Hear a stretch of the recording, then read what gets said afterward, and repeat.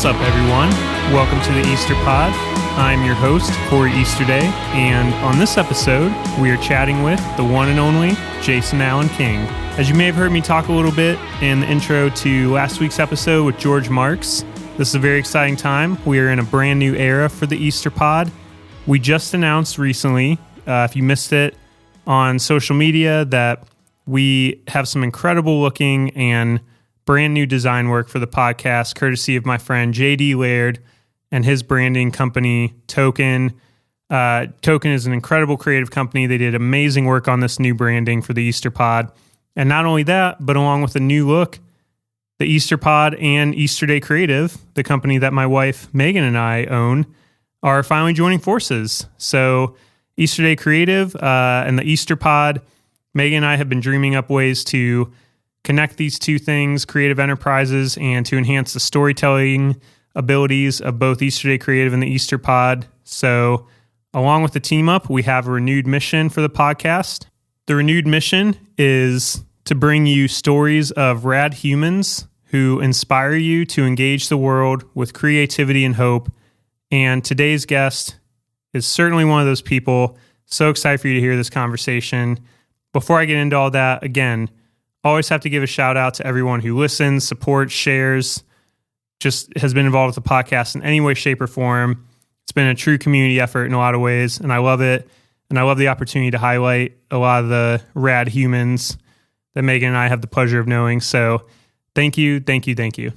As I mentioned, for today's episode, we have Jason Allen King on. Jason is a professional comedian, and as you'll hear in the intro, so many more titles. He does so many more cool creative things. Jason is based here in Charlotte, and we dive into a lot in this conversation.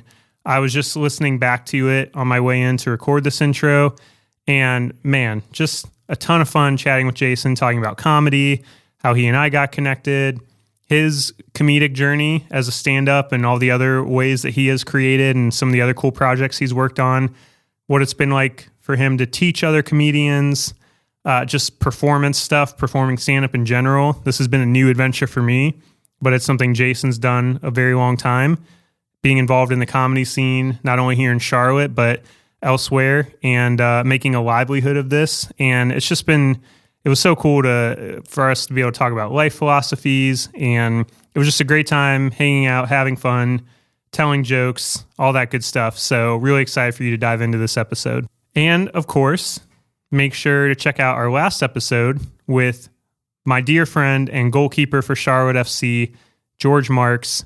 George and I went deep into his career, how he ended up in the MLS playing for Charlotte FC, life growing up, learning soccer, evolving, all that kind of stuff. It was really cool just to see his journey mapped out like that, why he's so dedicated to being great, both on and off the field equally, his work in the community, his partnership with the Laundry Project, just his mindset as a player, all sorts of cool stuff. It was a really enjoyable conversation.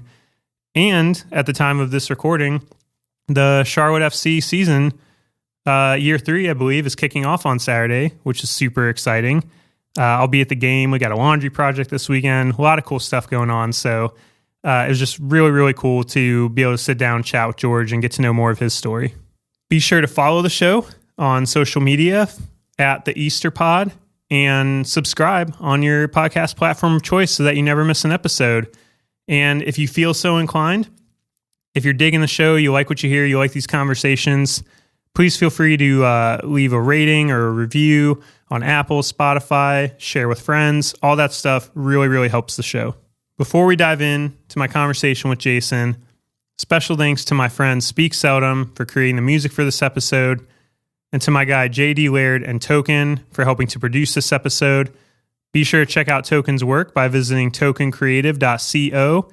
Lastly, most importantly, please check out and support and enjoy the hilarious work of my friend Jason Allen King on all social platforms, and especially Instagram would be a huge support, at King Jason Allen, KingJasonAllen, at King Jason Allen. You can search Jason Allen King, but that's his handle, at King Jason Allen. Go follow him. Super hilarious. I won't spoil it too. I want you to hear our conversation. You'll kind of understand how amazing and talented he is. But check him out on social media, follow his work, and visit his website, jasonallenking.com, for upcoming shows, tour dates, his schedule, ways to connect, follow, support his work, all that good stuff. At King Jason Allen, jasonallenking.com. And without further ado, my conversation with the hilarious, awesome, incredible human, Jason Allen King.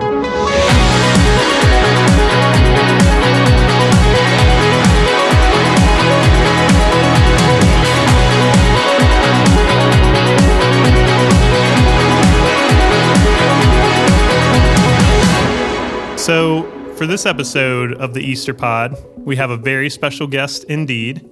You may have heard mention of my recent foray into stand-up comedy during our last episode with George Marks, and you have today's guest to thank for that. He's a comedian, writer, actor, filmmaker, excellent teacher, amazing friend, podcaster, bird watcher, award winner, and so much more if you can believe it. I could keep going on the whole episode. Man of many talents, Jason Allen King, welcome to the Easter Pod. How are you doing today? Wow, that was impressive. If you don't mind, I'd like to introduce you to your audience. Ladies and gentlemen, our host today is a very, very funny man. I can attest to that and take all the credit for it. He is a man of many talents. He's a generous soul. He works in nonprofits, and he is the finest drummer this side of the Mississippi. And he runs a number of podcasts, and another great friend, a funny man, your host. And I have to say, it's not Christmas morning. And it is not Thanksgiving night. It's Corey Easterday, ladies and gentlemen. Yeah, all right. We're clapping for ourselves. Hey, that's what we do. That's totally cool person behavior. Totally normal, everybody. Yep. It's totally normal. That's what everybody does on podcasts. That's incredible. I can safely say that I've never had a guest give an intro for me before. There you go. I'm going to pretend like we didn't work that out beforehand, that we would do that, and that was just totally. I mean, it was off the cuff what you said. It was. But. We should do that before every room we walk into. Just introduce each other as we walk in. I think that would be.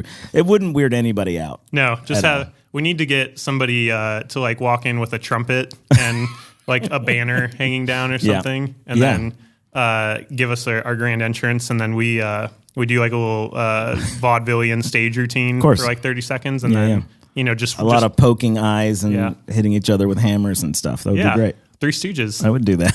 There you go. Incredible. Well, man, I'm excited to have you on the podcast today. I'm so glad that right off the bat, we're just, we're doing our bits. Yeah, it's not Christmas morning. This was the intro that Corey gave me when you were doing your graduation show. That's how I had to bring him on stage. And I got it wrong. It's not Christmas morning. It's not. No, I think you got it right. I think that was it. It was Thanksgiving night and Christmas morning. Okay, then I did get it right. Yeah. It's Corey Easterday, which is the greatest, worst thing that I've ever said out loud. I love it, and you should do that every single time you ever do stand-up. You know what's funny is when you had us for the stand-up class that you teach, figure out what our intro is going to be for our graduation show. That was like the first thing that popped into my head, and I was like, surely this isn't going to work. One, because you taught us to not just go with like the first run of ideas, to try to dig a little deeper. But secondly, it's just so stupid. So dumb. And it's so lame. I'm like, surely this can't be it, but it hit big. It absolutely did hit big. And I don't think lame is, you're using it in a different way than I would use lame. You think lame is like something that is uncool, no one would like it ever. And I think lame is that, but also funny. It's a very small difference. I think that I will find success in stand-up comedy in that space in between lame and funny. Yeah. I think that's kind of where I live a little bit too. Like very uncool, just making uncool acceptable. That's where I live. That's my world. That's why we get along so well. That's why we're doing this episode. I don't know. We need to figure out, because like you told me before we got going today, I think you said exactly. We were talking about exercise, or whatever, and you're like, yeah, I'm doing this thing like 100 push-ups, 100 sit-ups in 100 days or whatever. And I was like, oh, so like one a day? One a day. I even paused. I looked at him. I wasn't sure if that was sincere or not. I was like, wow, this is real. Okay. No, of course that was a joke. You're a funny guy. Same, sir. Do you curse on this podcast, by the way? Oh, yeah, for sure. Oh, okay. All right. I mean, I don't because I'm a good person, but I don't. Yeah, me neither. I don't mind, I guess. Okay, good. Neither one of us are going to say anything. We're not going to get anything accomplished. I'm not going to be able to ask you one question. I'm enjoying this coffee very much, by the way. Yeah, the not just coffee. It's not just coffee. Mine is. Yours is. Yeah. Yours has an umbrella in it for some reason. I don't know what you drink. I know. I'm barely drinking. I got my iced vanilla. I don't even remember what's in it. Iced vanilla latte with almond milk. Yeah, it's it's a lot. Yeah. I bet I would drink that and love it. I'm just a coffee guy. Well, people that know me well know how much caffeine I consume and how much I should not do that. Yeah. Exact thing. It's a lot. Is this you all day? Hands shaking? Yeah. Do you get the jitters? Yeah. I was telling you before. I'm like, listen. If we're both multi hyphenates as we introduce each other, like how else do you stay fueled up to conquer the world if not for like 6 cups of coffee a day? That's my philosophy. I just generally use a completely delusional sense of who I am as a person. That's what I use to fuel my. Yeah, I could do all this. I'm great at this. Try that. Yeah. I like that we're able to just kind of go off the cuff, like some people have to like sit down and really write out their jokes and, really think about it. And we're just dropping one-liners left and right. It's perfect. Bangers. It's almost like you were built to do this professionally. I'm doing my best. Yeah. And speaking of you doing this professionally, I should mention that's, as we've alluded to, that's how we got connected is you are a phenomenally talented, professional comedian, and that's my fully unbiased opinion. Yeah. But no, I thought that before I even took your class because I saw you perform at, you were hosting at Comedy Zone, opening up for Brian Callen. That's what it was. Yeah, November of 2022, it would have been. Yeah. So I was like, this dude is hilarious. Like my wife and the friends we were there with, they're like, oh, this guy's awesome. And so over the next year, I'm just, I'm seeing all these things pop up online and, signing up for the email list for Comedy Arts Theater of Charlotte and all this stuff. And I'm like, Annie hosts a stand-up class to boot, something I've wanted to try my entire life because I've been a fan of comedy my whole life. I was watching SNL from way too young an age. Like, that's always been my jam. So it's been a lifelong bucket list thing to do it. And it only took me a year to finally work up the courage. But here we are. Like I remember when I couldn't even imagine, even though I've done tons of public speaking, flex, I couldn't even imagine getting up at an open mic or doing anything comedy related. And here we are, graduation show under the belt, open mics like that. Crushed on the graduation show too. Thank you. I did not. I was going to make a joke, in one of my questions about, go ahead and tell me how awesome I did, but you did it. Yeah, you did it for me. That was easy. That was an easy one. Yeah, you were great. You did a great job. Well, it was really fun. Like right out of the gate, though. This I always tease the people in class. I'm just kind of like, you all are going to do great, and I'm going to take all the credit. People show up with their ideas and stuff. I'm at best like bumpers in a bowling alley. You did all the work. I'm just sort of not a little bit this way, go a little bit that way, and then there's a strike, and everyone's like, "You're a great teacher," and I'm like, "I know." I mean, you should have saw what they started out with. Now look what I've done. Look at these amazing people coming out of the class. I mean, we joke, but it's partially true. I mean, I want to give you your flowers, as the kids say. That it feels like death, but whatever. That's like, I mean, that's so I took your class. That's how we met. Like October 2023, did the 6 weeks, did the graduation show. So many, like our class, I haven't been in any of the other classes you taught. I'm sure you've met like countless funny people through this journey of teaching the class, but I can only speak for my cohort, and everyone did a killer job. Like everyone's super funny, great writers, great comedians. And it was an especially great class. I felt lucky to be a part of it. And it was like the whole moral of the story is I'm glad we were able to get connected through that. And, we like to affirm each other and joke around. So I'll try to, keep that in balance, that we don't just... We affirm each other? I thought this was a clean show. Touche, my friend. Touche. But no, it's the duality of man. The duality. You're going to have to make me have to do the yes, whole bit. That's exactly right. That's from Corey's set. So the duality of comedian.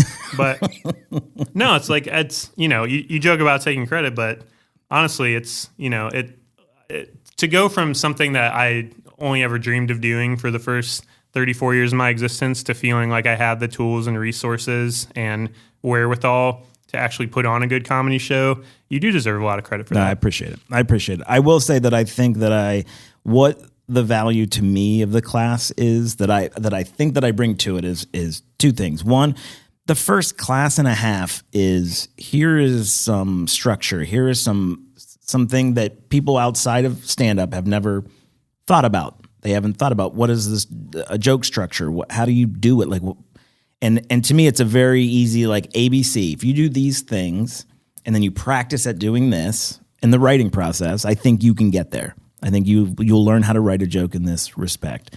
Second thing I do is give confidence. I'm a cheerleader in there, and I am totally okay with that, because to me, I don't know, there's factions of stand-up where it's like you got to go and it's painful and it's art and you got to suffer and do all this stuff. It's like, that's going to happen. At this stage of it, it's like getting the balls to go up on stage and to try is really hard. So for me, it's very easy to say, go ahead. You're a unique person, so go and do this thing. And then people go and do it. And everyone puts their own steam and their own amount of time into it. And I think, it's that cliche. You're going to get out of it what you put into it. And by week 6, everyone has like a different journey and their time frame's a little bit different, but everyone ultimately gets there.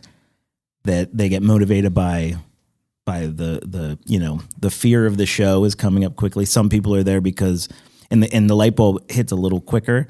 So then they're like, oh, this is fun. Like, this is manageable. This daunting idea of doing 5 minutes, which I think we end up doing 7 for yours, maybe, ballpark. Yeah, it was a little closer to that.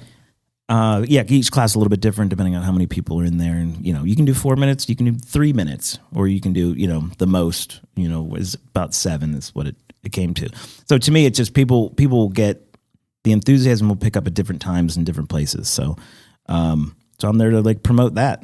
It's to me, it's a blast. I enjoy doing it. It's fun. Well, and it's like I told you, like it's rare to me, because certainly what I've tried to accomplish, through this podcast, to the extent that I can, is I have a similar mindset where I feel like I've gotten to meet and get connected with a lot of really cool people doing a lot of really cool things, and I always want to help cheerlead people as much as I can, and try to do the best I can at that, because people have done that for me, and I think that's a large part of why I am who I am today, and what I've been able to do that's good in this lifetime is because of people encouraging and believing in me and stuff like that. So to pay that forward is a big deal. It's 100% how I feel. 100%. Everything that all of my accomplishments are a result of obviously hard work and dedication, things like that. But that stems from someone saying you can do it, someone showing you a little bit an inside thing of how you do it, someone saying just get up there, or. And I got this from my dad. My dad's like the greatest. He's an engineer, but he was a teacher to everyone who wanted to learn something. You know what I mean? It's just who he was, a coach and things like that. And so my motivators are positive reinforcement, attaboys. Like, that's how you get me to do anything. So that's what I kind of bring to the table. And sometimes that's all you need. This would be like a really simple thing, just like someone to go, hey man, you can do that. I didn't know, we were going to talk about film in a bit probably, but I didn't know that was even a thing. And then you see people doing it, you go, hey, how do you do that? And they're just like, yeah, you just do this. Then you could do it. And I'm like, oh, okay. So then I did that forever. You know what I mean? Like, that little bit of motivation that you can offer to people, like, as cheesy as it sounds, change the world. It really does. Well, because it has have you ever watched the movie Spirited on Apple TV? It's like the Will Ferrell, Ryan Reynolds Christmas. I haven't seen it. Well, it's really, I am a sucker for musicals. I'm not going to lie. So am I. Yeah. I love a musical. It was great. I didn't know it was a musical. It is. It's a great one. Ooh, okay. It's like, it came out in 2022 and now it's like a every year Christmas movie. All right. Well, it's really good. In. You got me. Sweet. Yeah, it's called Spirited, and they have a song in there, like a whole number about how, your behavior creates a ripple with people.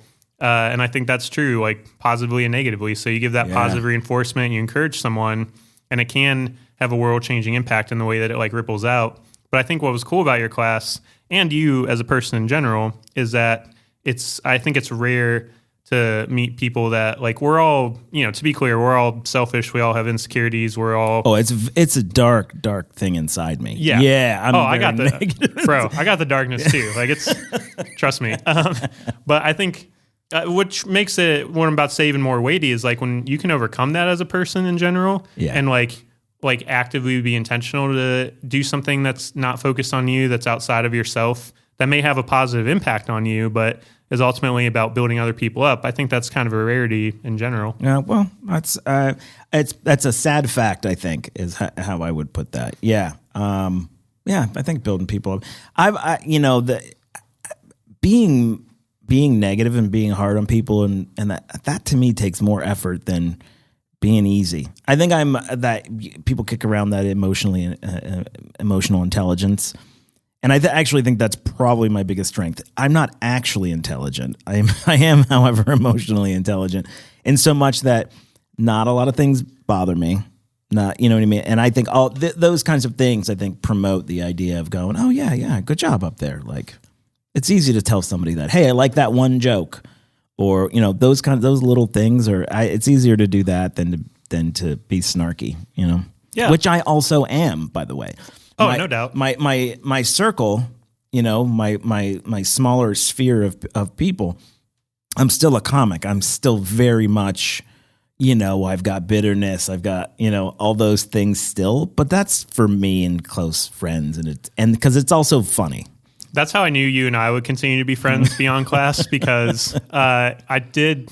You suckered me in. I took the next level class as well, not just I took the hosting and like how to be a professional. Mm-hmm. You got me to buy the ultra deluxe platinum package through your salesmanship. So I almost got a spit take. That's not real. I mean, it kind of is. And as we were going around introducing ourselves, I started to talk about something, and you're like, "Oh, you're like bringing this up." Oh. You're like, "Oh, we're gonna be here for an hour." Like, buckle in, folks. That's it. That's what it was. But it made me feel loved because, like, first of all, it's true. Like, I'm not gonna pretend I'm fully altruistic. Part of the reason I have a podcast because I like the sound of my own voice to some extent. I sound amazing when I talk. Yeah, but I was like, that made me feel loved because I'm like, that's how I know I'm welcomed into this circle because.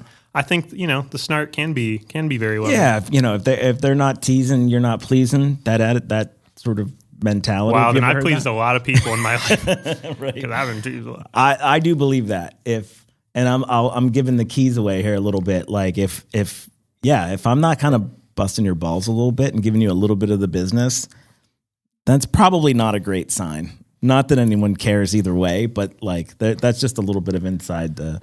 Yeah, if you're not having a good time and sort of like, what do we always say before? I'm going to say the F word in a second. So turn your radio down. Thank you for prepping us. I said radio too. Yeah. That's really funny. If you have kids in the car, earmuffs. This thing about when it's very funny for comics to watch other comics fail. That's very funny to watch my good friends who I care about and who are comedy buddies, watch them do poorly on stage. It's the funniest thing in the world. So right before, my friends go on stage, we have this common refrain that's like, don't fuck this up, And I think that's kind of what we're talking about. It's like the idea of, that little bit of smart, but, busting someone's balls is actually, it's more endearment than it is anything else. I think so, because I don't want to, psychoanalyze humanity too much. No, please. As I want to do. But I think I want to do. I know, such a weirdo. This was all in my stand-up bit, by the way. Like all the weird turns of phrase and all that. You got to lean into it, who you are. But that's right. It's about security. But that's what I was going to say is like insecurity. I think is like just super underrated factor in our day-to-day interactions and how people like view themselves and view the world. And it goes to what you're saying because I think about the places where I'm the most myself and it's the people I feel the safest around. So that's all the joy and positivity. That's all the darkness. That's the snark, the anger. Like you get the whole package because you know that you're secure, you're safe with someone. And I think that's kind of like in part, but I think that's underrated just in, interpersonal relationships in general is we all, especially in, the day and age we're in with, all the technology, all the ways we have like a second digital self always living on online. It's like we're also self-conscious of how we look and come off to other people. And I've certainly done that more than most at times. And I'm always trying to remind myself, like, that's the opposite. It's counterintuitive, but part of the way you actually become more successful and build better relationships and, just have a better impact on the world around you is to try and balance out that like insecure and negative voice in your head that's always worried about how other people are seeing you.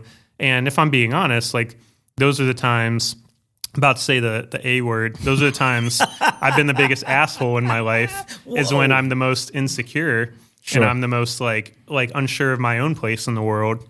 And the most the most times in my life I've been able to truly give to other people in a healthy and productive way is when I have some sense of that, like, oh, I'm doing all right. I don't have to like worry about that stuff as much. So that's kind of over maybe analyzing the, busting each other's balls aspect of it. But I think it kind of ties together a lot of what we've been talking about so far of like, that's how you form connection. That's how you succeed creatively in a lot of ways, is to find that safety and security within yourself to kind of feel grounded. And then you can better kind of interact with the people around you because you're not always just thinking like, oh, I wonder how they see me right now. Sure. Every time I hear there's a lot of comics who talk about being insecure, I'm socially awkward and all this stuff.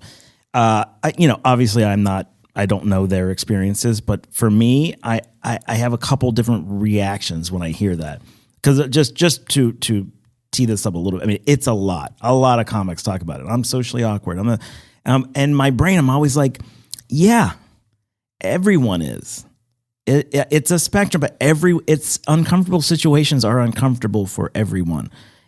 Embrace it, lean into it, be weird, be awkward. It's okay.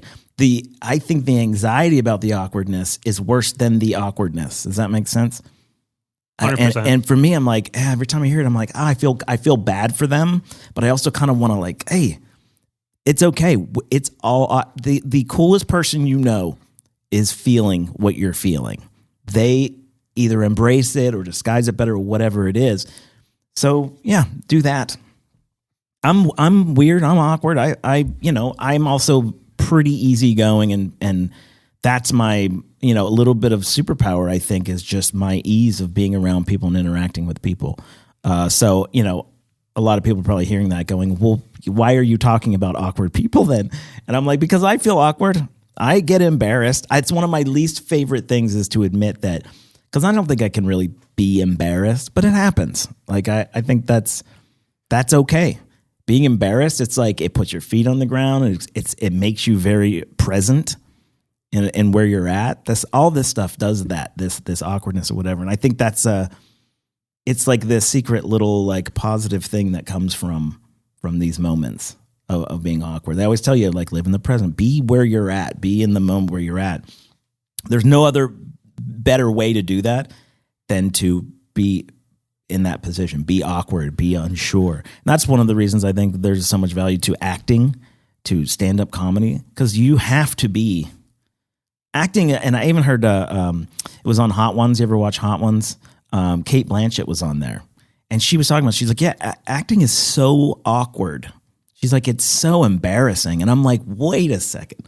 Kate Blanchett, the arguably the best actor today, is talking about how uncomfortable. I'm like, there it is. I didn't need to hear anything else when it comes to acting and stand-up. It's like, yep, it's embarrassing, it's awkward, and you embrace it and you like do your best. I think there's just a superpower to that, I think. Yeah, I agree wholeheartedly. It's one of the, you gave us a ton of great resources that set us up for success going forward in our creative pursuits as comedians. But like one of the things that was the biggest connecting point for me is, because I've talked on this podcast with different guests and different through different backgrounds and lenses about some of the similar themes we're talking about, but just the practical application of like keeping a notes app and writing things down that I feel like could relate to like a comedy set has been huge in like helping me stay present, but also just like trying to bottle some of that awkwardness that naturally comes with being human. And the more I do that, the more I observe and actually write those observations down. Yeah. I feel like it makes whatever I'm trying to write comedy wise a lot better, but it makes me a better human because I'm starting to, I really think like one of the things I didn't expect taking your class and diving into trying comedy is it took all the observations I maybe had buried deep down about humanity, or things I kind of had like seen over my years. And it's like, it brought it all in Technicolor. Like, oh wow, we're all aggressively human, like for whatever that means, all the good and bad of that. Yeah. I definitely bring this up in the class that I think when I started to do stand-up, I took a class, and this is what got me into it. I approach things from that sort of academic place. I want to understand it a little bit before I just like dive into the pool. But what I realized was a couple classes in, I was like, this is a problem. Like I know that I'm going to continue doing this. And because I began to look at things differently, like I think who I am as a person changed somewhat significantly with stand-up. I began to put some additional sort of evaluation on myself, on how do I actually feel about things, because was an important thing. It makes you suddenly I'm taking a position on things that I maybe avoided taking a position on. How do I really feel about these different subjects? And once you do that made me look sort of more inside and figure out who I am as a person. And it was exciting. It was a little scary. Like, again, not to be sort of weird and sort of hokey about it, but my friend circle changed when I started doing stand-up. I stopped hanging out with certain people because it didn't reflect what's kind of the direction my life was going. But also, I wanted to talk about the stuff that I was observing from myself and sort of the world, around me closer, and also the world at large kind of thing. So yeah, I kind of follow kind of what you're saying. It was, taking a notes app, as silly as that, it's kind of like a diary, right? It's sort of like a journal, tracking your day, your thoughts, and how things are going. And it might be just for a joke, but there's still some evaluation happening there.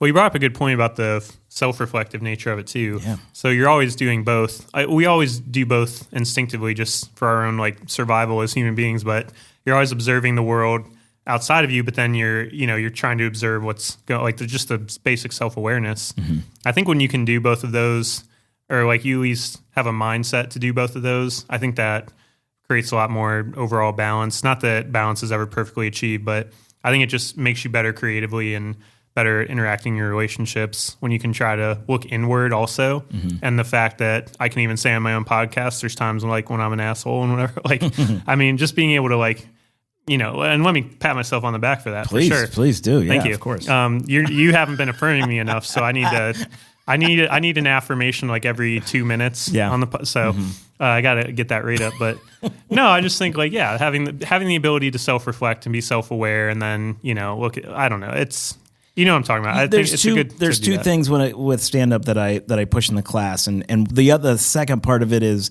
always sort of maybe not focused on as much. And that is what do you want to talk about in stand-up? Like choosing your topics, doing, thinking about all the aspects of that topic, and then how do I feel about it? To me, is this, it's secondary to the first part, but it's always important. You may not say how you feel about a topic when you're performing, but your delivery, you want to know, like, how strongly do I feel about this, and therefore, what do I want to talk about it? That's why I always wonder when people are talking about these really controversial sort of topics and stuff.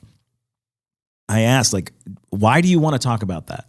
Is it because of your experience with it, or is it because it pushes a button on people and you want to see them uncomfortable? If it's the second, I think that's kind of boring. You know what I mean? It's going back to this conversation. It's like, what do I want to talk about, and how do I feel about it? What's my real, true thoughts on this particular thing?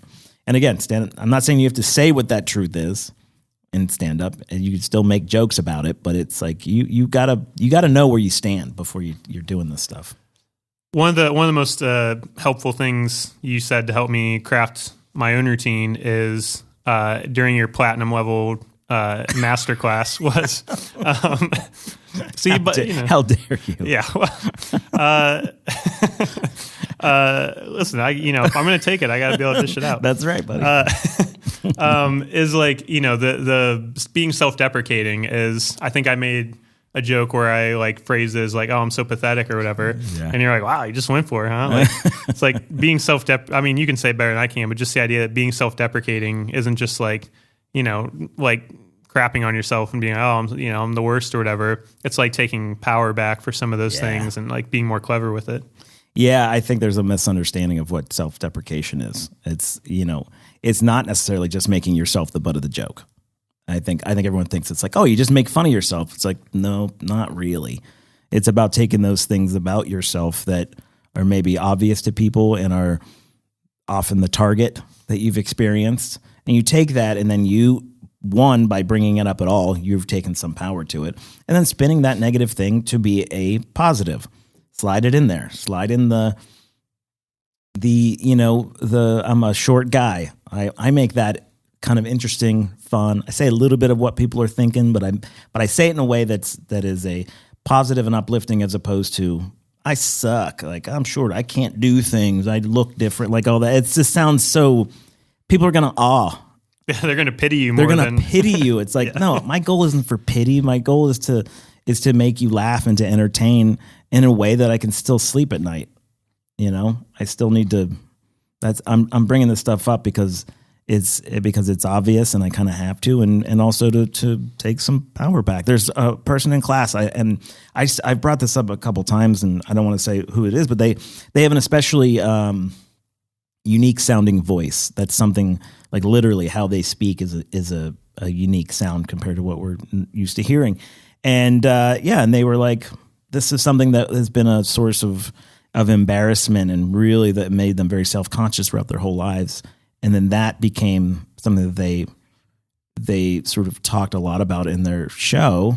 And they were literally like, you made something that I've been so uncomfortable with a superpower. Now I'm using it. I'm literally using that voice, and I'm using that voice for laughs. And now people kind of love it. It just, it flipped the whole thing for them. And that was one of the greatest sort of feedbacks that I've gotten from the class, where it's like, okay, that message was received there. Like good for you. Take the weird thing, capitalize on it.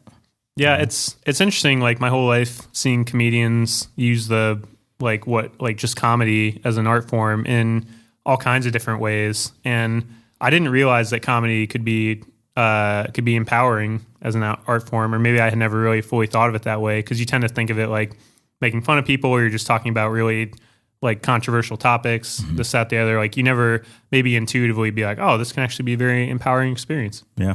Yeah, I think it is. I think if if you're kind of doing it right, I guess. But also I do this too. I pull way back and say, these are my thoughts on this. Even in class, like I'm giving principles, I'm giving ideas. I recommend everybody go and find all of the different ways that you can learn about this thing. I'm not going to have all the answers. I just know this stuff has worked. I've observed it work for other people. It works for me. People who are better than me and more experienced have told me these things. I've done my own research online. I've watched 1,000 comics perform 1,000. You know what I mean? Like, so in my class, it's like, get all the information. You found something cool, bring it to class. Let's talk about it. Like, that's my why would you ever not take an opportunity to learn more about this thing that you want to do? Like, just all education you can get, do it.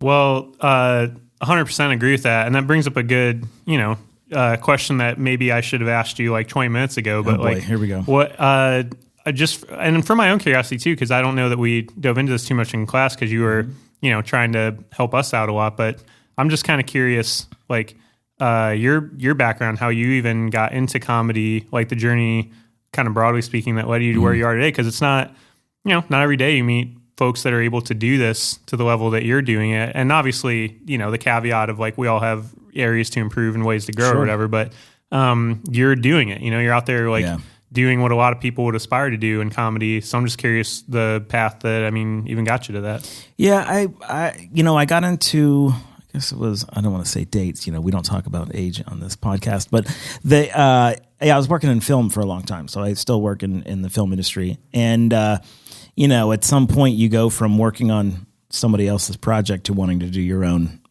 project. So I've always wanted to be a screenwriter. John Schwart and I, he's a producing and writing partner that I have for film work. We do a George and Monty series, and we did that because we had done 2 feature films. John had wrote and directed, and I co-produced and just did the whole production side of it. And we wanted to stay sharp. We didn't have another project that we wanted to do, and so we started this sort of short film series, essentially. Just a comedic thing. George and Monty. He and I played George and Monty, and we did it, and we enjoyed it so much. We were like, "Ooh, we should do another one." And then it turned into another one, then another one. Then we started to really branch out, and I was like, "These are funny. They could be funnier. So how do I do that?" And I went and took a stand-up class at the Comedy Zone, and that's when realistically, like, things changed once I did that. I wanted to be a better screenwriter. Took stand-up. And I've said this a number of times that I used to think I was a writer. Then I took stand-up. And now I've written probably every day, at least a joke, probably every day since then.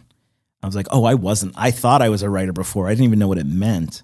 Now I'm writing, multiple scripts pretty much all the time, constantly working on my set, writing my set, editing. Yeah, it changed everything.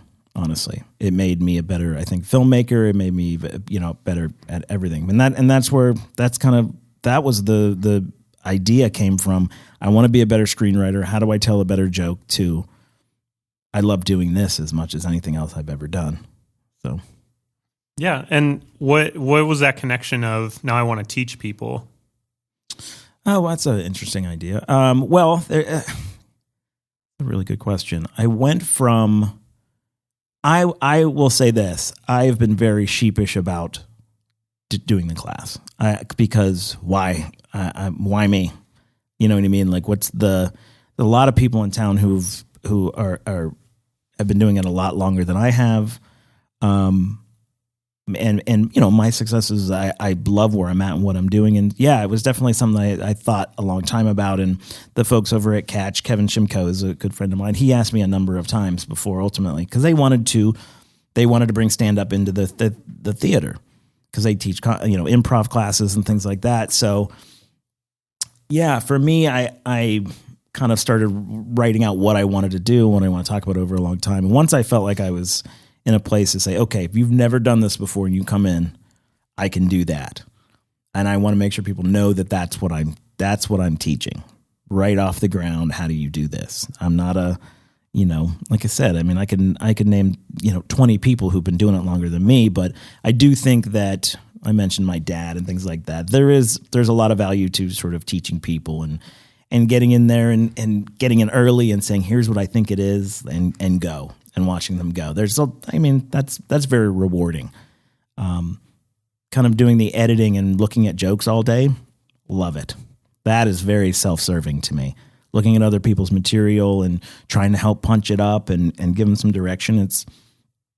Comics like to talk about comedy, and the class is a way for me to do that all the time. And pretty much I've kept the class, different classes going since I started doing it, and it's been a blast. We've talked about how, it's impacted myself or other students you've had, like, in positive ways, but I'm just curious, like, how it's transformed, because I'm gonna have to have you name drop in a little bit, some of the cool things you're doing, because I know that was like day one in class. You're like, I love to name drop. I do. I'm the worst, and that made me feel seen, because I'm like, I also love to name drop. Kind of part of why I have a podcast, to be like, hey, what's up, everybody? I got this guest on. But the ego, the duality of man. I do. Oh gosh, I'm gonna have to remember the full context of that joke. You know what? No, just people are gonna have to. Once I share it out there, they're gonna. I got to keep that special. You got to keep them wanting more. Yeah, keep them wanting more. But I was just curious, like, how, because you're still a super active performer. You're doing shows all the time. Like, you are, you are out there, like, building your own brand and identity and material and profession. Like, how has doing the class where you're teaching other people, like, impacted that? I actually think it's made me a sharper writer, if I'm being honest. Just watching other people, and it's like anything else. Like, if you just keep doing something over and over and over again, you're going to figure out all the ins and outs of how that is. Like, the simple idea of explaining someone writes something, and then the idea of explaining what you want them to do with that If you do that 100 times, the 100th time is going to sound a lot better than the first time. So I've gotten better at explaining what I want to do. How do I want them to do it? It's made me really reevaluate the structure that I'm offering people, right? So in 10 more classes, that will have been a better class than you took. You know what I mean? Womp womp. So I think it is making me it's an education again in stand up. It's making me think more and more about comedy more often, and so I definitely think it's made me a better writer. I think it's, when you have people who are going to spend money and come there and spend time with you, I take that very seriously. So I want people to get their money's worth, and so. That to me is just it literally has made me better in all of the aspects of it, and as a public speaker, you know what I mean. I'm standing there in front of people for not just trying to be funny, but to pass on this information and make it engaging and fun to be there. All those things, I think, and it's I consider that stage time, and as we know, stage time is the best teacher that there is. If you want to do stand up, got to get up, got to do it. Yeah, which sounds simplistic, but that was a big revelation for me, was like, just get on stage and do it. Get on stage, get up.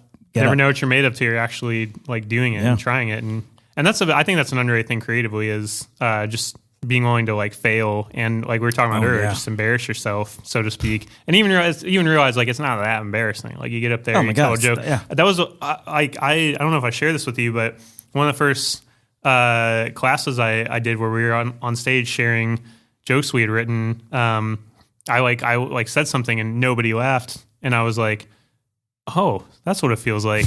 Oh, okay, whatever. Like, not to pretend like it's not that big a deal, but it kind of wasn't that big a deal. I was like, if the worst thing that happens of this is nobody laughs, like I'll still wake up tomorrow. Like the sun will come up. Yeah. Tomorrow. That's exactly right. Yeah. So I almost started singing there. Also, some of the best advice I've ever been given by my dad. That was like in a very serious moment. It was like, hey, buddy, sun's going to come up tomorrow. You're not, you haven't died. As embarrassing or awkward, or you're in trouble, whatever it is, like, sun's going to come up tomorrow. You're going to be fine. The other thing about that is you did a joke and it didn't land. There's a bunch of emotions are going to happen. And be like, these guys suck. They didn't laugh at my joke. Then it's like, all right, that wasn't so bad. But I love this joke. Why didn't it work? And then suddenly you're talking about rewriting that joke to make it work later. The satisfaction of reworking that so that it's funny is very, very satisfying. That's a word problem that is fun to get to the end of. It doesn't always work. I got jokes I still can't figure out why they're not funny. But there's something very satisfying about that. It's not the end of the world, but also, wait a minute, why didn't this happen? Why do I think this funny and nobody else did? So besides Corey Easterday, who are some of the name dropping like people you've worked with? See what I did there? Yeah. Go from self-deprecating to completely arrogant. That's the continuum I like to be on. Yeah, with my comedy. In that world. Like I'm the best or I'm the worst. There's no in between. But no, I'm just kidding. I did want you to share, because like that was you asked us, when we were in class or whatever. I hate to keep referencing the class, but it's like it was just such a. Oh, it's fun. It's a huge experience for me. I mean, I was your student. Like that's how we got connected. Yeah, but you're like, all right, share some of your influences, whatever. And I remember sharing that one of my big influences is Pete Holmes. Yeah. I got to meet him randomly in 2016, but I didn't really know who he was at the time. So instead of what I should have done, which is properly fanboy and get a picture and really soak in that experience. Yeah. I was like, oh, he's a celebrity. I'm sure I'm cool. I'm sure he doesn't, So what did I accomplish? Just not, connecting with a human I would have liked to connect with in the name of being cool. So, but you were like, oh yeah, I've met him. I worked with him or whatever. Yeah. So I'm just curious, because at the level you've been able to do this, like who are some of the cool people you've gotten like open up for, work with, Sure, name drop away? A couple things in there was some of the worst decisions I've made or not done something has been in the vein of trying to be cool. And it's been something that I've fight every single day. It's like, it's almost like if it's cool at this point, I don't want to do it. It's gotten in the way of having so much fun and having so many experiences. Stop trying to be cool. You know what's cool? kind of being yourself and doing your own thing, man. And again, I know some of the stuff feels hokey, but it is really a thing, man. Like I remember skipping baseball practice and going and watched the people rehearse to do plays in high school that I never did because it wasn't cool. And yet I literally would skip. I've done this multiple times, and a lot of people don't know that. I don't know if there's some people who are going to listen to this. I would sneak and I would watch. I loved plays. I loved all that stuff, and I just never did. It wasn't cool. I played 4 sports in school. I hate that I did that. It's something I fight with all the time, them myself. But and this is the other thing about stand-up comics versus actors and literally musicians, whatever it is. You have access to all these comics. A lot of times, not every time, but a lot of times. Comedy Zone, they go and say goodbye to everybody as you walk out. You can see some of your favorite comics are just right there. You get to talk to them. But to answer your question, though, to get back to that, like Pete Holmes, I got a chance to work with Pete Holmes. There was it was like a private party. It was a birthday party for somebody, and I got hired to open for him to do 15 minutes. And yeah, he's one of my favorites. He's one of the people that I mentioned who are my favorites.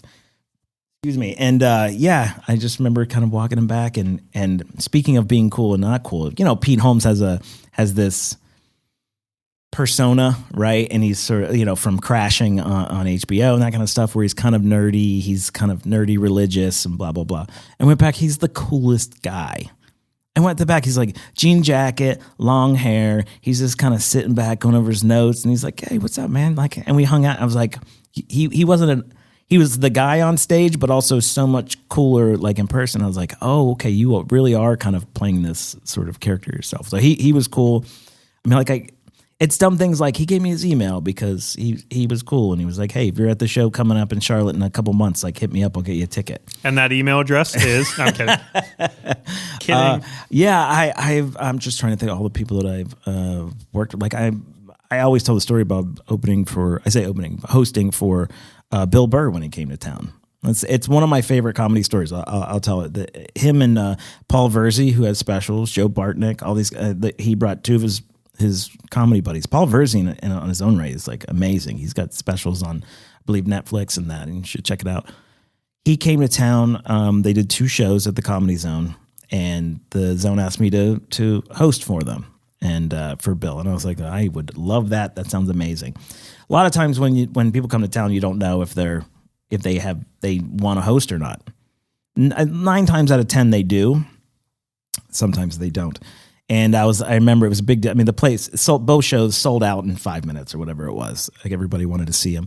So I was upstairs. There's a Mexican restaurant upstairs there with my brother and my nephew and hanging out, having a couple of beers. And Ted from the Comedy Zone came up and he's like, hey, he brought 2 guys with him. He's like, you're not really going to get to host. And I was kind of like, I was bummed, but I was like, yeah, that's okay. I get it. And he's like, you want to just like read announcements? It's like, perfect. Get me on stage. I don't care. So we go downstairs and we go inside and Bill's there and the 2 guys, and Ted's like, hey, this is Jason. He's gonna read announcements and bring up Joe. I think Joe was going first. And Bill was like, hang on. He's like announcements. And Ted's like, yeah, we just want to get some announcements. He's like, he's like, are you a comic? I was like, yeah. He's like, I'm not going to have you just read announcements. It's ridiculous. He's like, go do some jokes. Who gives a shit? Come on, let's go. So Bill Burr literally gave me time on stage when the Zone was saying, not that they were like being the villain. They were just like, it's, 3-person show already. That to me is one of the coolest things. Like the shows were great. It was like throwing gasoline on fire. The crowd was so ready to laugh. Everything you said was huge. It was, it felt like I was just bombs. Like it was amazing. The best 2 shows ever. And they just because they were so excited to see him. Anyway, so he's fantastic, and everything about that was amazing. That to me is the access to comics. That's like you just don't really. Meeting Bill Burr was like meeting George Clooney, who I also met. There he is. In film I worked with George Clooney. I'll tell that story. Yeah, you just casually said that to me at the Comedy Zone like a few weeks ago. And I was like, oh, okay. Whatever. Like you got to lead with that, man. Hi, I'm Jason Allen King. Nice to meet you. I worked with George Clooney. I'm just trying to. I don't know. Over the years, I honestly have worked with. To me, the best that are out there. You know what I mean? Like I didn't work with Chris Rock, but I got to see him there. But Kyle Kinane to me is one of the most I don't know. Every time I bring up Kyle Kinane's name and people don't know who he is, I'm like, I just made your life better. Go home and watch all of his YouTube specials and go on Netflix. He's all over the place. The guy's the best. He is phenomenal. I love everything about that guy. He's the coolest guy. He is the guy he's one of those guys who they find out what you make and then they like triple what the place paid you. He literally did that. That guy's amazing. Just because they know when you get up, it's like, it's hard. It's a grind and you don't make a lot of money doing stand-up. So they take care of you. Yeah, I mean, like I'm kind of like, I just worked with Steve Ranazizi last night. You know, Steve Ranazizi from the league. That's right. We talked about it earlier. You know, I don't know. My mind's kind of going blank with all David the Tell. comics. Yeah. I worked with David Tell. David Tell does this really cool thing where, he brings people back up on stage who were on the show. So I worked with him, I think 2 or 3 times, and I hosted, and he would, you know, he's last like 15 minutes of his set. He's like, Jason, you out there? And I'm like, yep. He's like, come on up here. And I'm like losing my mind. It's like, yes, David Tell. And we stand on stage and he asks questions and just riffs with you. And it's like the coolest thing in the world to spend any time with that guy. He's coming back to Charlotte this week. Oh, I have it on my calendar. I was like, I'm going to try to go to one of those. I think it is, yes, he's there Thursday, Friday, Saturday, and whatever the date is, 25th or something. Yeah, so definitely do that. Man, I'm so bad about this. No, that's great. Part of the reason I ask is for multiple reasons. Like, I want to, establish your bona fides for anybody that there's a $10 word for you. Okay, I never heard that word before. I had a few of those in my stand-up set, and you're just like, you are a ridiculous person using words like congruent and apropos, and right, like lean into that. I think I'll give one of the jokes away because I was wearing khaki pants. So one of my jokes was like, apropos of nothing, I love big words and khaki pants. And I have a whole bit about khaki pants. So much to the point that one of my friends who came to the show posted on social media and was like, Corey's your go-to guy for khaki pants comedy. So that's, I like to be, the embodiment of khaki pants. Nobody's doing khaki pants material. So. I found the, they say to like be successful, you got to innovate. You got to find the thing nobody's looking out for. Niche, that's right. Khaki pants comedy. So because I think it's cool that you have those stories, and I think they're worth sharing, and that because it speaks highly of you that you're able to be in those environments and work with those people. But I think it also speaks a lot to like one of the, I went to the Comedy Zone a few weeks ago when you were hosting for John Reap, who's John been Reap's on great. Eastbound and Down, Curb, all that kind of stuff. Like as cool as any comedian you'd ever get to meet. And I thought it was cool, kind of the ease of access of like you said, people hanging out after the show. Yeah. I think it speaks to, what we were talking about, like not missing out on things, like you're trying to be too cool for school, and how everybody's kind of human in their own way, and everyone's different to interact with, but we're all human, and just being able to make that connection. So I feel like there's a lot there because, if you're going to do anything creatively, there's a good chance if you're good enough at it or successful enough or whatever, all the random variables that go into being able to do it consistently, that you'll get to be around people where you're kind of like, whoa, that's really cool. And I think even learning how to navigate that has been a big journey and lesson for me, and probably for a lot of people, of like, it's not just getting to the point where you feel successful or you get to be in those rooms, but like, how do you even navigate those rooms? Yeah. And I think especially in stand-up, like you said, the ease of accessibility, but they're also, if you talk about comics want to talk about stand-up, and that doesn't mean it's everybody. It's literally every comic, like, Nate Bargatze, like hanging out with Nate Bargatze at the bar after the show was like amazing. Hanging out with Theo Von's someone that I was just hanging out with and talking stand-up, just at a bar. He doesn't drink, but you know what I mean? Like, you're right, all those things. Brian Regan does a show for 5,000 people, and then he's like, where are the comics at in Charlotte?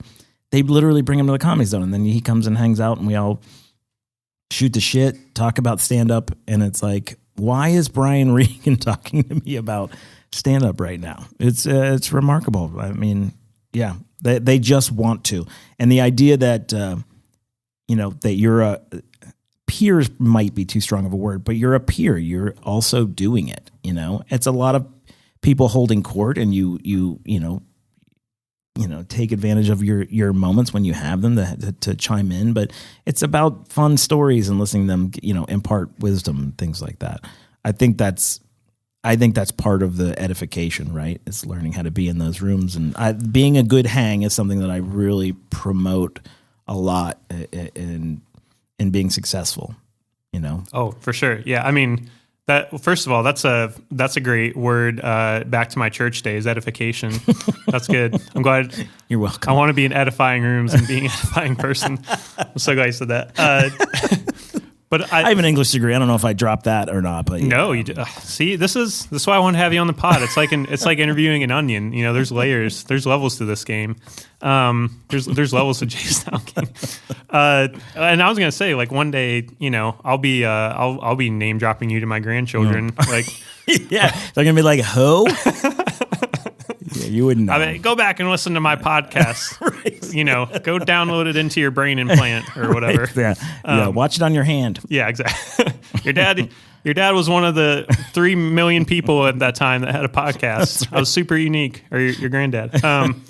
That's funny. I forget what I was even talking. No, but it's... You were making fun of me for saying edification, and then... Oh, yeah. I wasn't making fun of you. I was edifying you that you use the word edification. Yeah, there's layers to that joke too. Yeah. I'll workshop it.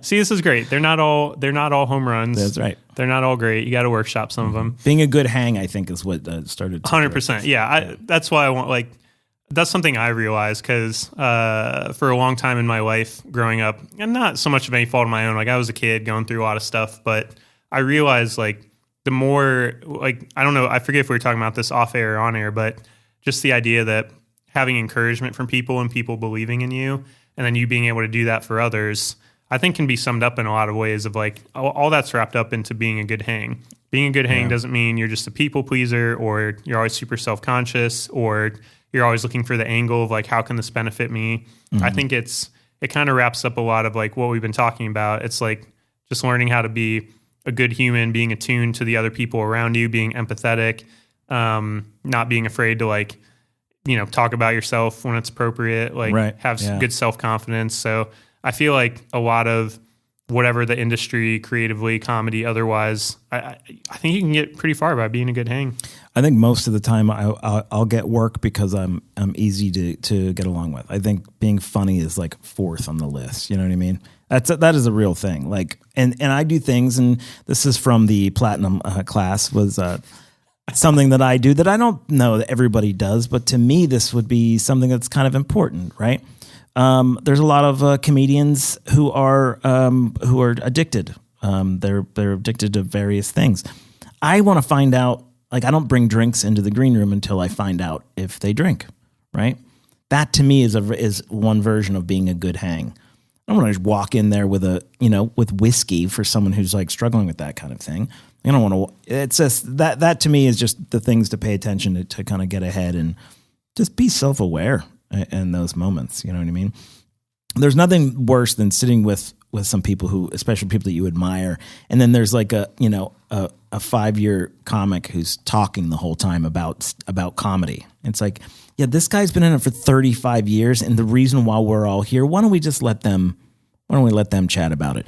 I'm not saying you have to sit there and just shut your mouth the whole time, but that awareness of how do conversations work, it's just back away a little bit. Did you ever play basketball of your many sports?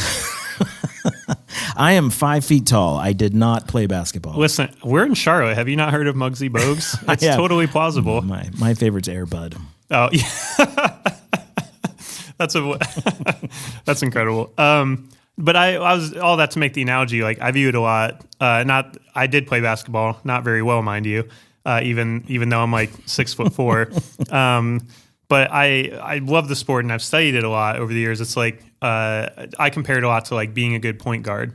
Just being able to distribute, knowing when to shoot the ball yourself. Yeah, absolutely. There's an art form and a chemistry to it, a vibe that you kind of, you walk into a room, and a lot of the time the people that people gravitate towards, or that find success, whatever that means, in these rooms, is you're just learning how to read the room and kind of what the vibe is and balance it and like when to distribute, when to, all that kind of stuff. I tell people all the time, I'm not the funniest in my family. Like I'm like fifth and there's five of us.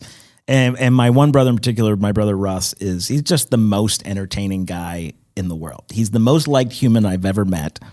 And I've learned, and this is a real thing, if like, we family goes to the beach and stuff, we're all drinking, cutting up or whatever. If Russ is like on a roll, that's all anyone wants to do is just tee him up.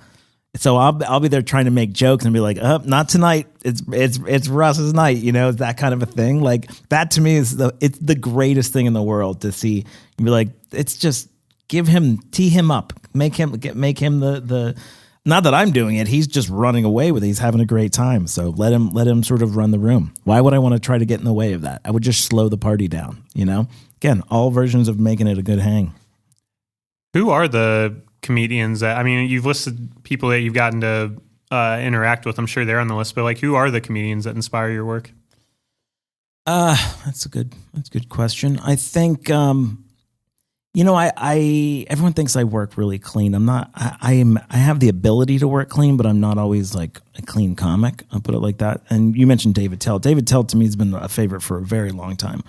Kyle Kinane and Pete Holmes are always people who I mention now. Guys like Mike Birbiglia he's an amazing comic, and he's taken it from being like a funny like joke teller kind of story writer in that way where he signs early stuff sounds like he's kind of dumb and playing a little dumb to where now he's like married with kids and he's got the most elaborate like specials that you've ever seen. The guy's weaves stories in and out. He's amazing. That's someone definitely you got to watch. I think it's hard not to say someone like Chappelle and Burr, obviously. Like Segura is fantastic. Not my favorite comic, but I see what he brings. Like he's very, very interesting. He and Nate Bargatze to me are these comics who maybe don't have like the joke telling thing that a lot of comics do, but just everything about them is funny. Everything they do, every look they make, every gesture they do. Like there's so much to learn from watching Nate and Segura like that. I'm trying to think of, kind of like people in the past. I mean, obviously, it'd be hard not to say Seinfeld and how he does things. I think Chris Rock is on the Mount Rushmore of stand-up comics. I actually think that he's probably underrated. I think everyone mentions all these other people sometimes before he's mentioned. I think that guy is just like next level. And also, if you've ever just have a good time, go down this rabbit hole. Pull up Chris Rock interviews. The guy is an absolute genius in every aspect of life and how he approaches it. And if you want to know how I feel about something, ask Chris Rock, and then I'll be like, that's how I feel about it. He's absolutely brilliant. Trying to think if there's any, I hate to say this, but it's like early on, like I used to listen to Bill Cosby records. It's like as crazy as that sounds. I'm not that old, but my folks had them, but obviously before all the like tragic stuff or whatever. But that guy was a brilliant comedian, like kind of the best. You know what I mean? Obviously he's a monster, but yeah, I don't know. There's just honestly there's so many. I love Patton Oswalt. I worked with Orny Adams. Orny Adams is a fascinating comic to watch. There's so many people come through. I'm missing so many great comics. There's just so many out there. You left my name off the list, but that's I okay. did. Oh, yeah. I'm really sorry about that. I know. Well, one of the reasons I'm not on that list because that's the second time I've made that exact joke. So, not very original over here, my friend. That's okay. We're kind of wrapping up a little bit here, but I wanted to get like, what's your general? Typically, I would localize it, but I'm actually curious because you do a lot of stuff like in Charlotte, but outside of it. Mm-hmm. What's your vibe on like the comedy industry state of the union, like the last 3 to 5 years, or just like how it's evolved and as you've been involved more in it, where it's going? Like, I'm just curious for your general sense of like, here's how comedy is today, and I don't know, any thoughts you would give? Yeah, there's definitely been some changes. What I can say is that there's people are consuming stand-up comedy more now than they ever have by a lot, right? So I think even 15 years ago, 10 years ago, what we were doing then and what we're doing now is very, very different. I mean, the amount of stand-up that you can get on social media, different apps like Drybar, Netflix is a joke. They've got these, there's more festivals, there's more access to comedy than stand-up in particular that there's ever been. So that I think has brought with it really great comedy and really bad comedy. I think that is, that's certainly something that has happened. I think you get, it's like anything, you dilute it more, there's going to be not good comedy that's happening out there. So what I do want for audiences to do is to be more discerning on what they actually like, as opposed to just, just watching, everything and not having an opinion or assuming everybody's the same. I think that the controversy about, the PC culture that we're in right now has been sort of fascinating to watch and to kind of experience a little bit, and this fear, the cancel culture sort of dynamic to things that all that has been interesting and frustrating to watch for various reasons. The conversation of, can you joke about everything? And it's like, yeah, you can joke about everything. But that second part of that conversation is time and place is also, critical into being able to joke about everything. I always get frustrated. People are like, yes, there's a documentary, I think it's called This Is Stand Up, where there's like, they ask all these comics, Amy Schumer and all these other people, and they're like, can you joke about everything? And they're all like, yes, next question. And it's like this sort of haughty sort of attitude. And I'm like, well, sure. You can talk about school shootings. You can. If you can make that funny, which is always the number one thing, you can make that funny, but you're not going to do it the day after a school shooting. You're not going to do it, outside of a school or maybe even at a, like, you know what I mean? Those very obvious things that always seem to be kind of left out of those conversations, and Seinfeld actually said something very similar to that. There's a great sort of HBO thing. It was Seinfeld, Chris Rock, who's that comic? What's his name? You know what I'm talking about? Ricky Gervais is running it, and then Seinfeld, Rock, and who am I talking about? Red-haired bald guy. Oh, wait, bald guy with red hair. Yeah, he did the. Oh, what's his name? No. I know who you're talking about. I can't. I'm doing a gesture, and I don't. Yeah, anyway, no, he was on Parks and Rec. He had his own show. Yeah. I keep thinking of Larry the Cable. It's really so funny that we can't come up with it because he's a monster. But anyway, I just think that I don't know. What I was kind of getting to is like, it's been interesting. This guy Ari Shafir, he said something. Rogan quoted him. He was just like, Ari said, "It's exciting to be a comic again because it's dangerous, because there's a lot on the line and you can get in real trouble now." I think there's something to that. I think the state of it is, clean comedy is more popular than it's ever been, for better or worse. Again, I like it, and for some people they don't want to be in the middle of controversial, stand up that's really blue, like Skankfest and those guys they're just gonna tell the dirtiest, most filthy jokes you can get. And for some people that's great. Who am I to tell somebody that's not good? Some of it's really funny. So I don't know. It's just like you can see factions are growing when it comes to stand up, and there's something out there for everybody, I guess is kind of what I would say. I do think there's a lot of gatekeepers. Just that comment alone, I think a lot of comedy purists would be like, bullshit, that sucks, no.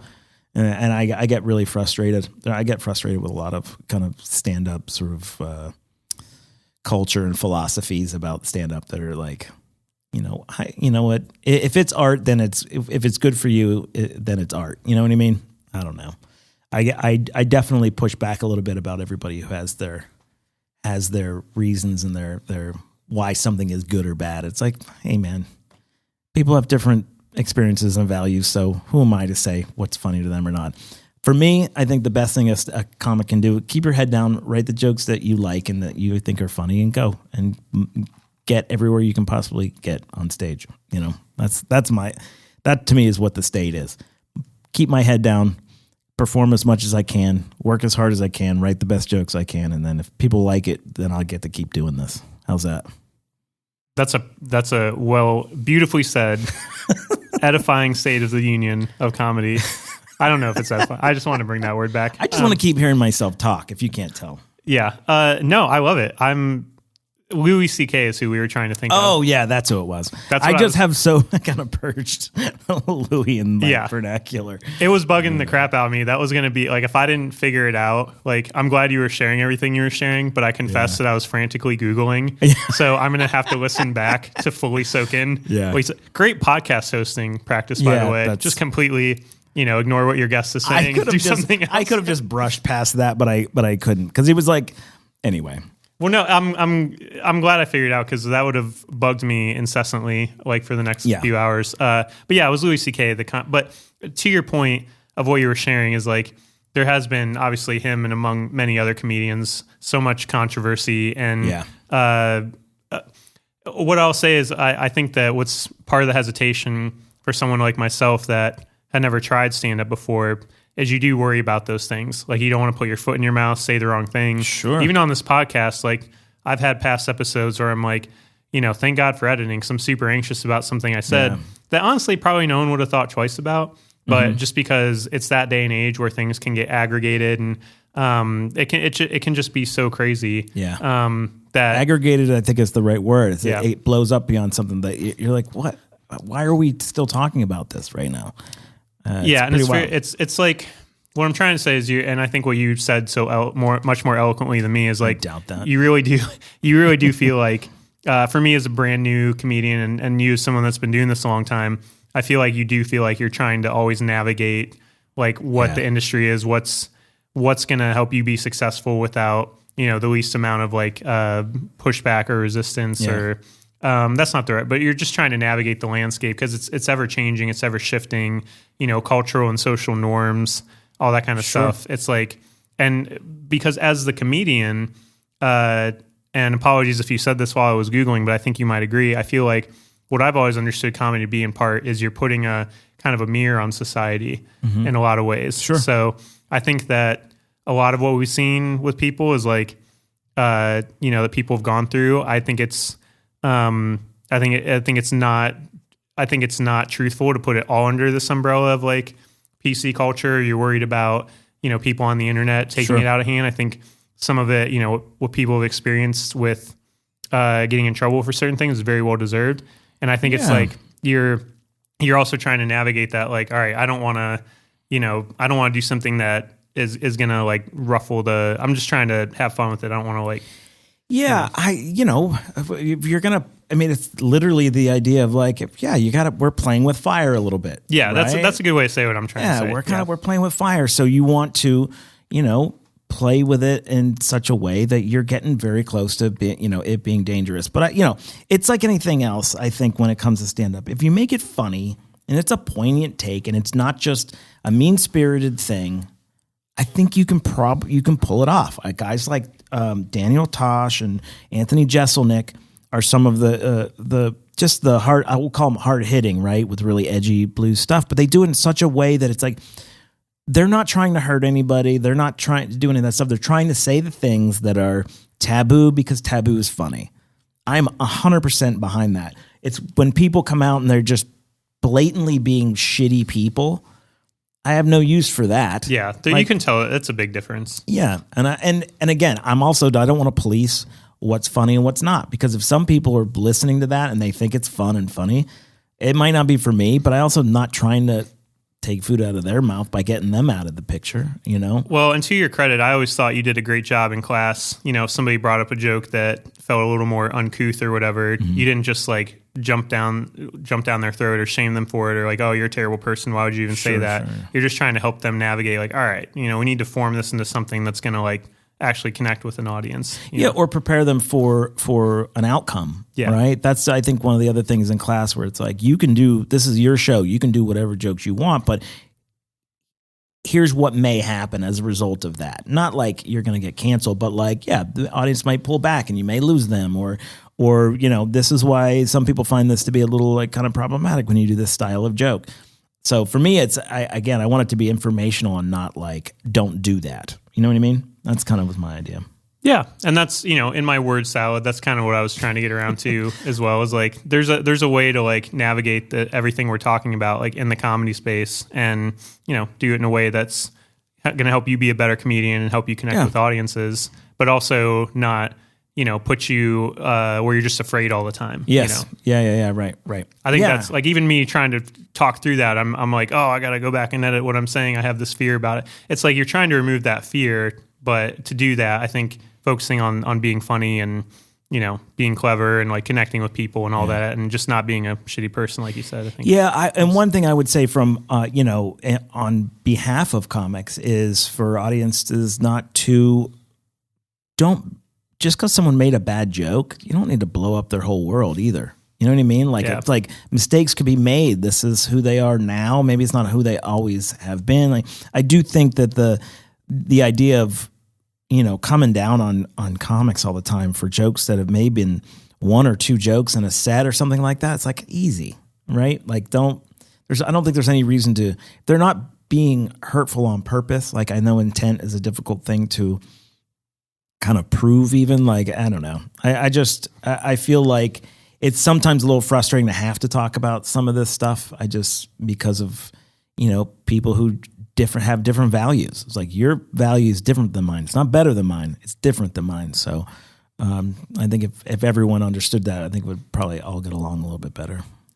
Well, unfortunately, I'm running up against the clock here, which I'm also want to do. I do that often. He often wants to run up against the clock. So like in kind of a 30-second version, what encouragement would you give anyone listening to this that is maybe in the shoes I was in before I took your class, where interested in comedy and just like where to start, like how to even navigate that? A couple things. One, it is easier. It's not the right word. It is something that is more doable, more possible than you realize. Learn a couple of the tricks. We're all just doing magic tricks. That's all it is. So if it's a bucket list, oh man, absolutely do it. Come take the class. Like, it is something that you can do. It is possible. Just learn a couple of the magic tricks and get out there. If you want to make it a career, just know that it's one of the most fun things you will ever do. It's exciting. It's also very, very difficult to have a career in this. It is a war of attrition. It is it's just not an easy lifestyle. So if you are like a circus folk, and you're transient and you're okay with not being around friends and family for long periods of time and travel, and dive in, let's go. It is the most fun thing that I can imagine doing. And I feel lucky to be able to do it and have some sort of talent. You have a lot of talent, my friend. And I'm really grateful we got to do this and have this conversation and record it. I feel bad because there's like so much we didn't get to. I know. Like you're like this could have easily been one of those like Joe Rogan style like 3-hour podcasts, like a marathon, whatever. Me talking about all talk about me, Corey. This could have been So, but okay. So to wrap up, where can people? Because I mean, you have the Comedy Zone podcast that you host. You have like your Dry Bar special. You have all these things. Like, where can people just get better connected with you? Like website, social media. Sure. If you want to promote any recent projects, this will be coming out probably about mid-February. So just in general, how people can go see you performing, like all that good stuff. I think for me right now, when it comes to finding me and getting me work, if you want to help me get work, go to Instagram. Follow me on Instagram, King Jason Allen, JasonAllenking, King Jason Allen. If you search Jason Allen King, I think I'm pretty much the first that comes up. Just follow me on there. That's super important. My schedule is on jasonallenking.com. Again, same spelling, obviously. And between those two things, you can find me, follow me. I follow back. I like to be active, and I do a lot of videos and I post clips and stuff like that. So it should be somewhat entertaining, I would think. Thanks, okay, I'll add one more question. Yeah, let's have it. Like in like one line or 2 lines or whatever. Like, what are your goals moving forward in general? Like, were you not 5 years from now, but like, what's the next step? I want to work with George Clooney again. Did I mention that I worked with George Clooney? I did. I worked on a movie with him. He knows my name. We're kind of friends. You know what? I want to be a touring headliner and all of the great things that come with that. And That's what I want to do. And I want to be a writer. I want to be a screenwriter. Get me in a writer's room. Anybody out there, get me in a writer's room. I'm a comic, and I'm an important person. I love it. Jason, my friend, you are amazing. You're a great human, great teacher, great friend, great comedian, great everything. Just the great Jason Allen King. I'm just trying to crown you, give you my flowers. Yeah, my funeral. No, I appreciate it. I had a great time on this episode. I'm glad we had to have this conversation. Me too. And I'm just grateful for you for all that you've done to teach and help me to grow as a creative and grow as a comedian, and so many others. Your positive impact on comedy and on the people you're around and what you've done through the class and all of it cannot be understated. And I just want to thank you again for coming on the Easter Pod. You're the best, buddy. Thanks, man. I really appreciate it.